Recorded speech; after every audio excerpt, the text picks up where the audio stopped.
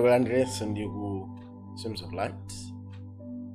Tupitiriza mafunso number 16 mene tikuyankha mafunso amene mafunso kelero awiri okhuza monga amene tipembedza, right? So tili pa funso number 16 imene tikutenga pa 2akorinto chapter 13 verse 14. No, chisomo cha Ambuye Yesu Khristu ndi chikondi cha Mulungu ndi chiyanjano cha Mzimu Woyera zikhale ndi inu. So anthu ambiri akuwerenga nyama ndona alipo anthu angati mu Mulungu atiya chisomo cha Ambuye Yesu Khristu 1 ndi chikondi cha Mulungu 2 ndi chiyanjano cha Mzimu Woyera 3. Ndipo mukaona amene baba zikuchita kuoneka kuti no ayamba ndi Yesu, pamene akuyamba ndi Yesu akubwera ndi Mulungu, kena akuthira ndi Mzimu Woyera. Manja ena atatu anangogwirizana athu amangosinthana amano apapa akamba za position ya akamba tino ndi milungu itatu mumodzi.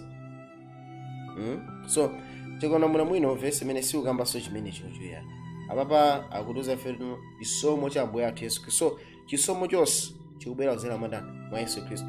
Chikondi cha Mulungu, yes, kenako chiyanjano cha Mzimu Woyera zikhale ndi inu. Okay, kodi chiyanjano cha Mzimu Woyera chimene ndi chitiso chimene chichi kodi ndio tino tikuyanjana ndi Mzimu Woyera ndio basi zasanduka za utatu wa Mulungu? Then tunaona no chiyanjano cha Mzimu Woyera iye chiti mafuna tuone mene pa Yohane 1 verse 1 to 3 anena kuti no chimene chinaliko kuyambira pachiyambi, chimene tidachimva, chimene tidachiona maso mwathu, chimene tidachipenyerera ndipo manja athu adachigwira cha mawu a moyo.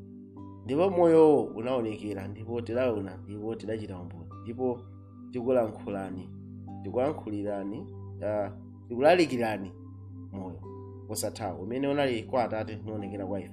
Chimene tidachiona ndipo tidachimva tikulalikirani inunso, ndi inunso mukayanjane pamodzi ndi ife. Ndipo chiyanjano chathu chilinso ndi Atate ndipo ndi Mwana wake Yesu Khristu. So tikaona muno bwino mchichewa mawu anakhangata achepesa kono chichewa akamba tino chiyanjano chathu chili ndi Atate ndi Mwana. Tikaona chizunga no chiyanjano chathu is our fellowship is with the Father and the Son. Tikapita kwa Korinto amakamba no fellowship of Bodo KJV 2:3 verse 4, no fellowship of the Holy Spirit. Pamene chichizungu out no fellowship with the Father and the Son. So anyways, then tikhali kuchira konko. So pamene tikuyanjana ndi ndani? Atate ndi Mwana. Komano kuti tiyanjane ndi Atate ndi Mwana, chimene Atate ali kuti kumwamba mukachisi, Yesu Khristu ali kuti ali kumwamba. So kachisi yangu imira mala amene achipulumutso. So kumwambako tiona tikamaza kupanga ma studies achipulumutso. So na tikamakamba za kachisi tikamba center achipulumutso.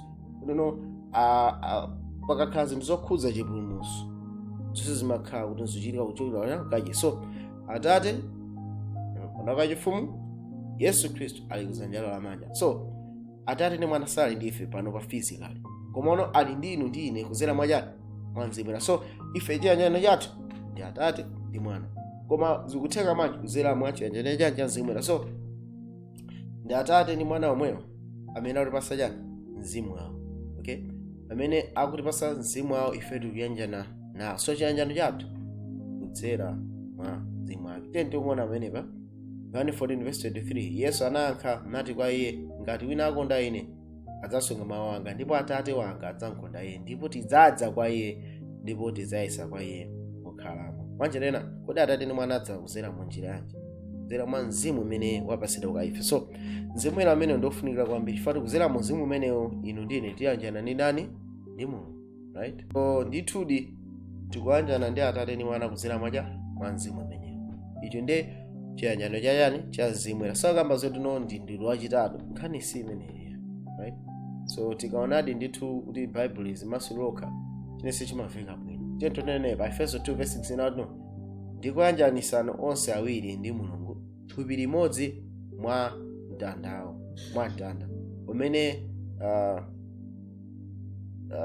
adachita aliyani ndinachi chinaphedwa nawo. Okay, anyways kuoneka ndiona kuti no kuyanjanisa onse awiri ife ndi Mulungu wathu tikuyanjana kudzera mwamtanda ndi yani ndi thupi limodzi. Tingowerenganso version imwe mu NET akuti yani kotero Bible la NET Efeso 2 verse 9 kotero kuti mwa iye ife tonse tili ndi malonda a Atate mwa Mzimu umodzi. So kudzera mwa Mzimu umodzi umene uli mwa Yesu Khristu, inu ndine tikupezeka ndi malonda kwa Atate.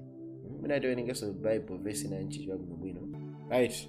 Nde pa Efeso 2 verse 9 akuna kuti ifeyo tikupeza mwa iye tili ndi malonda tikupezeka kwa Atate kudzera mwa yani mwa Mzimu umeneyo. Ndiye tingowerenga Efeso 2 verse 16 pepani nayo sooneka taikonza akuti ndikuti akati yanjanise awiri ndi thupi limodzi mwamtandawo atapha nawo udaniwo. Mwanjira ina tikuthaona kuti no Efeso 2 verse 16 ikutiuza ifona kuti kudzera mwamtandawo ife Yesu Khristu ifeyo umunthu unanjenjesera ndi ndani ndi Mulungu, right?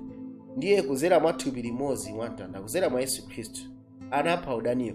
Ndiye kuti ife tifikira bwanji wa Mulungu ngakhale zili chonje kudzera wa moyo umene watapatsidwa kudzera mwa chani mwa Mzimu. So ifeyo tikayanjana ndi Mulungu kudzera mwa chani mwa moyo umenewo uli mwa Yesu Khristu, Mzimu woyera, right? Icho ndiye chenicheni tikayanjana ndi Mulungu kudzera mwa Mzimu wake. Mulungu adalitse mawu ake, subscribe angaso like itu kuti anthu ena asatha kupeza ma videos osavuta. Mulungu akhale nanu kudalitsani. Amen.